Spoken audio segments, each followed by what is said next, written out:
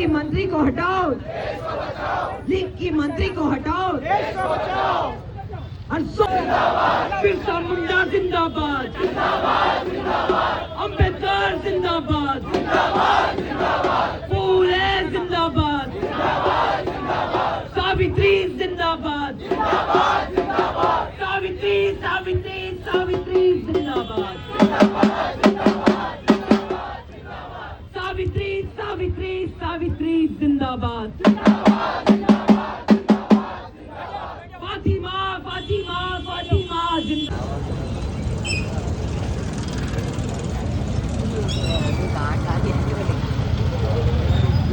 बात करेंगे।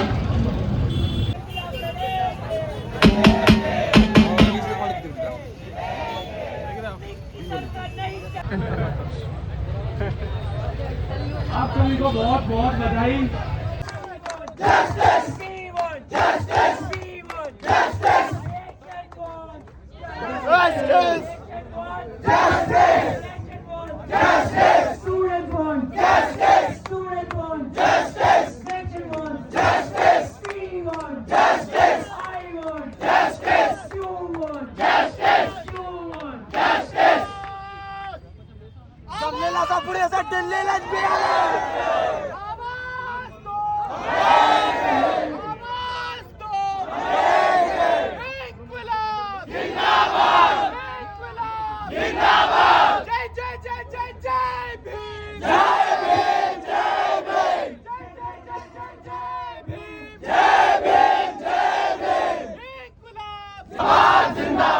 रोहित वेमुला जिंदाबाद जिंदाबाद जिंदाबाद। कविता का नाम है स्टारडस्ट। स्टारडस्ट इसलिए क्योंकि रोहित वेमुला ने अपने नोट में लिखा था कि हम सब स्टारडस्ट से बने हैं, लेकिन अब हम क्या देखेंगे केवल एक वोट बनकर रह गए। तो थोड़ा सा प्लीज साइलेंस रख के सुनिए, ये रोहित वेमुला ने एक श्रद्धांजलि है। रोहित, तुम्हें बचपन में कभी प्यार नहीं मिला, तुम्हारा जन्म एक भयंकर दुर्घटना थी, तुम गर्भ से लिखवा कर आए थे निजी नजरों से देखा जाना, तुम्हें विरासत में मिला हुआ था दुनिया की दुत्कार खाना। तुमने जब कभी खुद को एक इंसान के रूप में देखने की कोशिश की, तुम्हें आईना दिखाया गया, तुम्हारी पहचान से अवगत कराया गया कि तुम सबसे पहले एक दलित हो और उसके बाद तुम्हें कुछ होने नहीं दिया जाएगा। तुम दलितों पर होने वाले शोषण सहोगे, दलितों के हक की बात कहोगे, अम्बेडकर तुम्हारे लिए आदर्श होंगे, तुम दलितों के लिए निर्धारित काम करोगे। अगर इतना पढ़ लिख सके कि किसी नौकरी का सोच सको तो नौकरी में आरक्षण या स्टूडेंट्स को कमाई का जरिया बने। तो जितनी भी पूरे देश में पॉलिटिकल पार्टीज है,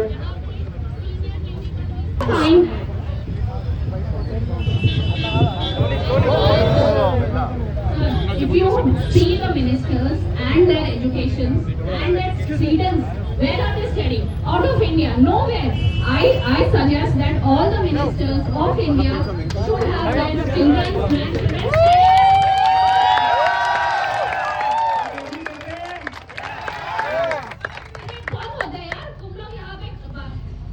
Like, not a good institute, yeah, not a proper. I want to get my students into government schools, but I can't do it. You can step it, not a proper toilets, not proper classroom, teachers. Why should we pay our tax? Like, I'm a tax-paying citizen of India. I have full right to get a normal school for my school.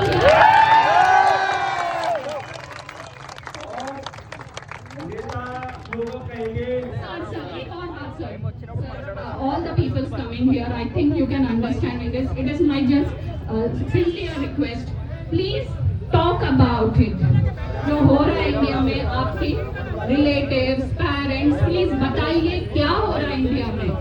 Please educate people. Tell them what is happening in current India, how the politics people are looting India. So, see, this is just an example of education minister, right from railway, finance minister. There are hell of corrupts. Please stand against it. The only thing we can do is talk about it with our parents. We are the Gen Z generation, the next generation. We are aware of the online platform. Our parents, teachers, or anyone traveling in bus, train, they don't know about this social media. Please talk. talk to them, at least your parents, your relatives, tell them what is happening in India, why are we fighting for it, and we need a better education. Education can only change in India. Please try that. Thank you.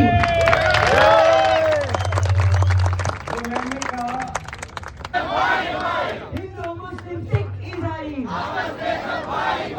Hindu मुस्लिम सिख ईसाई हिंदू मुस्लिम सिख ईसाई चार मीनार के चार सिपाही हिंदू मुस्लिम सिख ईसाई चार मीनार के चार सिपाही हिंदू मुस्लिम सिख ईसाई चार मीनार के चार सिपाही వాళ్ళని రకరకాల ట్యాగ్లు వేసి పిలుస్తున్నారు. వాళ్ళకి మనం ఏం చెప్పాలి? జై తెలంగాణ జై హింద్, జై తెలంగాణ జై హింద్, జై తెలంగాణ జై హింద్, జై తెలంగాణ జై హింద్, జై తెలంగాణ జై హింద్ ఎందుకనాలి మనము? ఎందుకంటే ఈ దేశం నిర్మాణం వెనకాల, ఈ రాష్ట్రం నిర్మాణం వెనకాల బలిదానాలు ఉన్నాయి. అమరవీరులు ఈ దేశంలో ఈ దేశ నిర్మాణం కోసం భగత్ సింగ్ తన ప్రాణాలను ఇచ్చిందా ఇవ్వలేదా? ఇచ్చిందా ఇవ్వలేదా? వికమ్మం ఎక్కినా ఎక్కలేదా? వికమ్మం ఎక్కినా ఎక్కలేదా? సుఖ్దేవ్ సింగ్, రాజ్గురు వీళ్ళందరూ ఏం చేశారు? తమ ప్రాణాలను ఇచ్చారు ఈ దేశం కోసం. ఏ అంశాల కోసం ఇచ్చారు? ఏ అంశాల కోసం బలిదానం చేశారు? చెప్పండి. ఇంకలాబ్ అంటే ఏంటిది? రెవల్యూషన్, విప్లవం. ఏదైతే వ్యవస్థ మనందరినీ పీడిస్తూ ఇన్ని సంవత్సరాల నుంచి బంధనలో పెట్టిందో, ఏదైతే వ్యవస్థ మహిళలు, ప్రజలు, దళితులు, బహుజనులు, ఓబీసీలు, మైనారిటీలు వీళ్ళందరూ సమానం కాదని చెప్పిందో, ఆ వ్యవస్థకి వ్యతిరేకంగా భగత్ సింగ్ కొట్లాడిండు. ఆ వ్యవస్థకి వ్యతిరేకంగా ఎవరు కొట్లాడిండు? ముండా కొట్లాడిండు. ఆ వ్యవస్థకి వ్యతిరేకంగా ఎవరు కొట్లాడిండు? అంబేద్కర్ కొట్లాడిండు.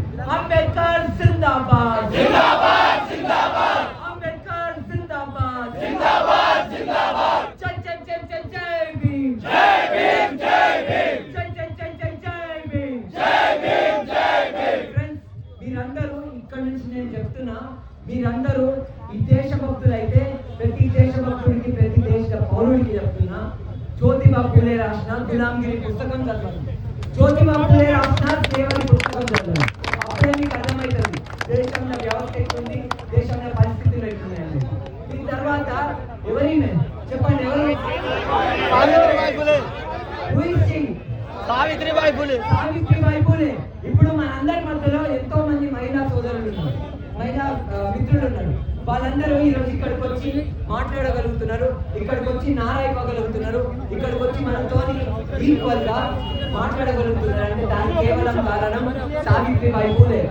సావిత్రిబాయి పూలేని మర్చిపోయి, జ్యోతిబా పూలేని మర్చిపోయి, అంబేద్కర్ ని మర్చిపోయి, భగత్ సింగ్ ని మర్చిపోయి, వీళ్ళందరినీ మర్చిపోయి మనం ముందుకెళ్దామా? మన దేశభక్తి వీళ్ళ ఆశయాలని పక్కన పెట్టేసి ఉండాలా, లేకపోతే వీళ్ళ ఆశయాలని ముందుకు పెట్టుకొని పోవాలా?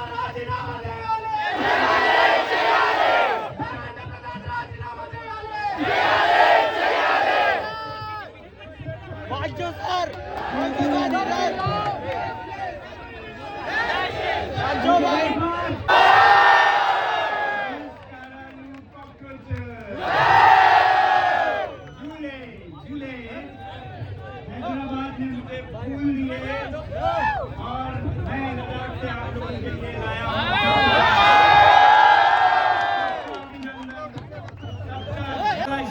के लिए हम एक नारा देंगे, भारत माता की, भारत माता की, भारत माता की। बहुत बहुत धन्यवाद, बहुत बहुत धन्यवाद। जय तेलंगाना, अभी आप लोगों ने दो चीजें कही जो मुझे अच्छा नहीं लगा, पहला ये मुझे मीडिया और लोगों को दोनों को देखना है, मैं कैलकुलेट करके यहाँ पर हूँ।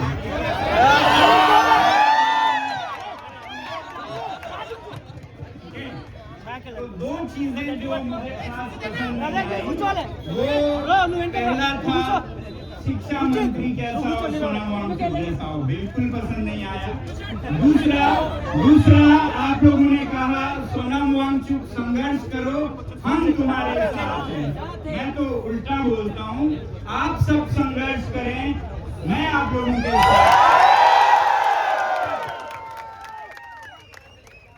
आप लोग जो कह रहे हैं शिक्षा मंत्री की, ये मेरी ना मंशा है ना लालसा है, ना ही मैं चाहता हूँ। मैं चाहता हूँ कि आप लोगों में से युवा देश को आगे ले जाएं और मैं या मेरे जैसे लोग आपका मार्गदर्शन करें, आपको रास्ता दिखाएं, आपका साथ दें और आप संघर्ष करें, समझे आप? इसलिए वो इसलिए भी नहीं तो गलत समझा जाएगा, कोई सोचेगा कि आप उस शिक्षा मंत्री को हटा के खुद को शिक्षा मंत्री बनाना चाहते हैं। ऐसा किसी का यहाँ न मंशा है न लालसा है। मेरे जो कॉकरोच भाई हैं यहाँ पर मेरे साथ विजेता दैया हैं और वहाँ दीपके जी, सौरभ जी, आशुतोष, सबसे मैंने बात की। उनका अपना किसी पार्टी बनाकर किसी राजनीतिक दल को ललकारना या हटाना ऐसा मंशा नहीं है। ये एक जागृति का आंदोलन है, सबको जगाना कि सब अपना हक ले सके, आप समझे? ये कोई शिक्षा मंत्री बनने के लिए या कोई पार्टी खड़ा करने के लिए नहीं है। ये जो देश में गलत हो रहा है, खासकर युवा पीढ़ी के साथ, उसे सही करने का एक आंदोलन है, एक अवेकनिंग है, एक जागृति है। तो आप मेरे साथ हैं। अगर मैं कहूँ आप सब आगे बढ़ो, हम तुम्हारे साथ हैं। तो ये पहले ही हम लोगों को समझना होगा, ये बीजेपी जो है ये कोई पॉलिटिकल मंच नहीं है जो किसी और को हटा के खुद आना चाहते हो। ये सब में जागृति लाना चाहते हैं और यहाँ जो भी इनके शुरू करने वाले हैं सबका दिल बहुत साफ है। इसीलिए मैंने समर्थन दिया है कि वो देश को जागृत करना चाहते हैं, युवाओं को अपने हक के लिए आगे बढ़ने का रास्ता दिखाना चाहते हैं, ना कि अपने लिए कोई जगह बनाना चाहते हैं। इनके सबके पास अपने लिए सब कुछ है, अच्छी खासी पढ़ाई कर रहे थे अमेरिका में या अलग अलग जगहों पे काम कर रहे हैं, मगर ये कुर्बानी है, एक सेक्रीफाइस है, एक बलिदान है कि जब हमारे भाई बहन इतने मुश्किल में हैं तो उनका साथ देना चाहिए। इसलिए ये शुरू किया गया है। ठीक है, धन्यवाद। ये समझने के लिए आप सबका धन्यवाद, आप सबकी जय हो। तो उसके बाद मैं ये कहना चाहूँगा कि जैसा मैं हमेशा कहते रहा हूँ, लॉन्ग टर्म में, दूर के लिए, लंबे समय के लिए हमें शिक्षा को सही करना होगा। पीढ़ी पीढ़ी में अगर खुशहाली चाहते हैं, खुशी चाहते हैं, इंसाफ चाहते हैं तो शिक्षा की प्रणाली को सुधारना होगा। अभी शुरुआत शिक्षा में जिम्मेदारी की मांग करते हुए ऐसी लोकतंत्र जो काम करती हो, जिसमें लोगों की आवाज सुनी जाती हो, जिसमें लोग भयभीत नहीं हो, डरे हुए नहीं हो। मुझे नहीं पता आपके यहाँ हैदराबाद में कैसा है, मगर जहाँ जिस राज्य में जाता हूँ, जिस राजधानी में जाता हूँ, जिस शहर में जाता हूँ, दिल्ली में जाता हूँ, सब जगह लोग डरे हुए मिलते हैं मुझे, सब डरे हुए मिलते हैं। यहाँ तक कि एक मेरे दोस्त प्रदर्शनों में, शांतिपूर्ण प्रदर्शनों में आ नहीं पा रहे थे क्योंकि उनको डर है कि उनके बच्चे के स्कूल एडमिशन को क्या ना कर दे अगर कोई उन्हें देख लेगा। तो इतने डर में जीने की क्या जरूरत है? ये बिल्कुल शेम और शर्म की बात है अगर भारत जैसे लोकतंत्र में, दुनिया के सबसे बड़े लोकतंत्र में रहकर राष्ट्र की राजधानी या राज्यों की राजधानी में लोग इतने डरे हुए हैं कि वो एक शांतिपूर्ण प्रदर्शन में, जो कि हमारा संवैधानिक अधिकार है, उसमें भाग लें तो उन पर क्या बीते, उनके घर पर क्या बीते, उनके बच्चे के स्कूल एडमिशन पर क्या बीते, इतना डर हो तो फिर ये लोकतंत्र कैसे हुआ? फिर तो चीन क्या बुरा है, नॉर्थ कोरिया क्या बुरा है, अगर ऐसे ही डर डर के जीना है तो। इसलिए हम भारत को बनाए भय मुक्त भारत, फियर फ्री इंडिया। ये जरूरत है आज के डेमोक्रेसी को फंक्शनल होने के लिए कि सब लोग निडर हो, निर्भीक हो, अपनी आवाज उठा सकें, तब तो हम लोकतंत्र में हैं, वरना हम लोकतंत्र में नहीं है। शायद हमारे देश को या तो लोकतंत्र के हिसाब से लोगों को बोलने का हक देना चाहिए या ये घोषणा कर देनी चाहिए कि हम लोकतंत्र नहीं है, हम एक टोटलिटेरियन स्टेट हैं, या वो कहें नहीं कहेंगे तो फिर लोगों को आजादी दीजिए, सोचने का अधिकार, बोलने का अधिकार। कुछ बोलने पर पुलिस स्टेशन से फोन आए, आपके तहकीकात हो, ऐसा एक लोकतंत्र में नहीं होता है। तो ये मुझे लगता है आज की सबसे जरूरत ये है कि हम लोकतंत्र को, डेमोक्रेसी को कारगर बनाएं, फंक्शनल डेमोक्रेसी बनाएं। और ऐसे ही घृणा मुक्त भारत, हेट फ्री इंडिया, आज हम एक दूसरे को घृणा मुक्त भारत, भय मुक्त भारत, जहाँ डर नहीं हो किसी का और जहाँ नफरत नहीं हो किसी से।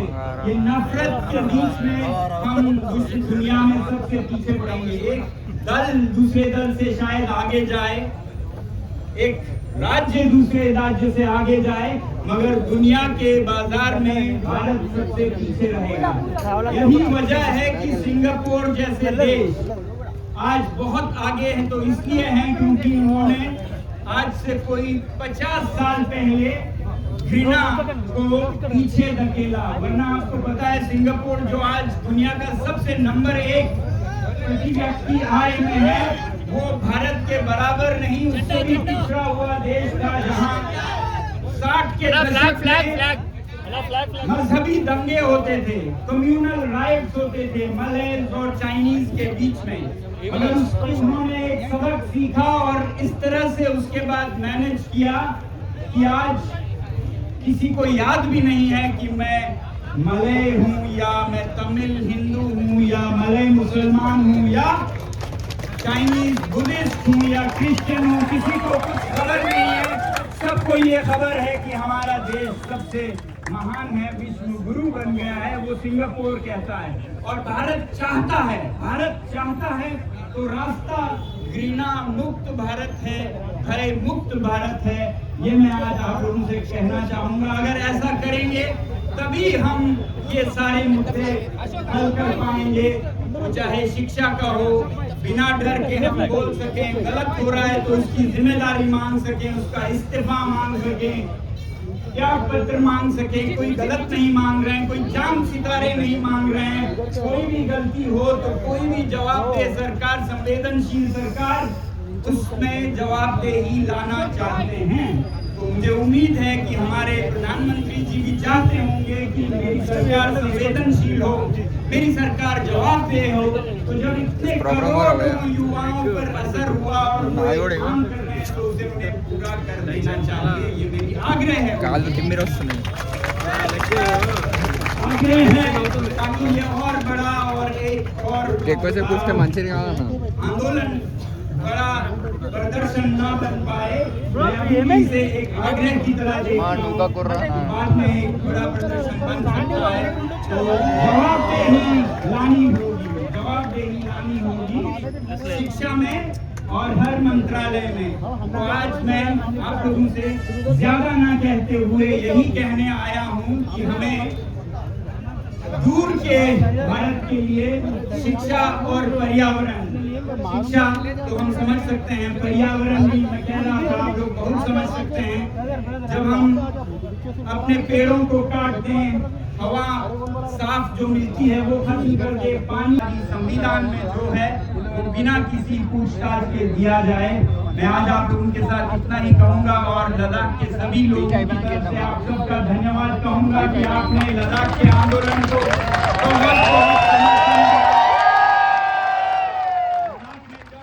पर्यावरण और संस्कृति की रक्षा के लिए छठे शेड्यूल और राज्य के दर्जे के लिए आंदोलन चल रहा था, तो यहाँ हैदराबाद में, बेंगलोर में, हर शहर से हमें साथ मिला।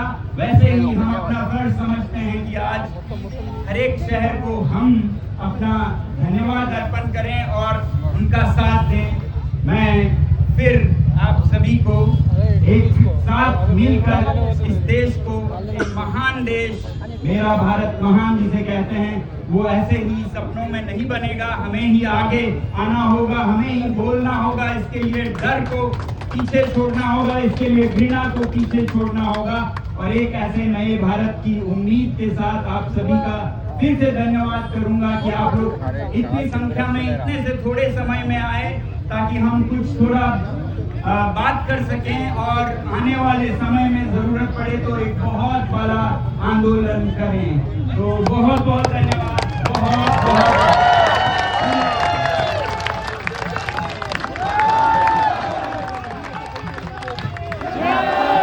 होता है किसी को डिस्प्लेस करके नहीं होना चाहिए।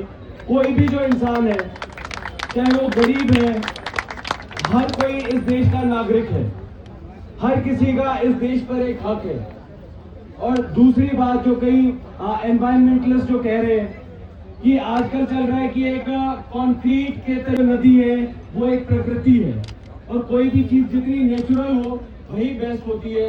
यही फर्क होता है एक नेचुरल जंगल में या फिर आप एक అందరికీ కనిపిస్తుంది ఇక్కడ కూడా కొంచెం క్లియర్ చేసి ఇక్కడ ఓన్లీ ముగ్గురే ఉండండి ప్లీజ్ అందరు ఇక్కడ కూర్చోండి బాయ్ ప్లీజ్ బై సెంటర్ మే బార్ బార్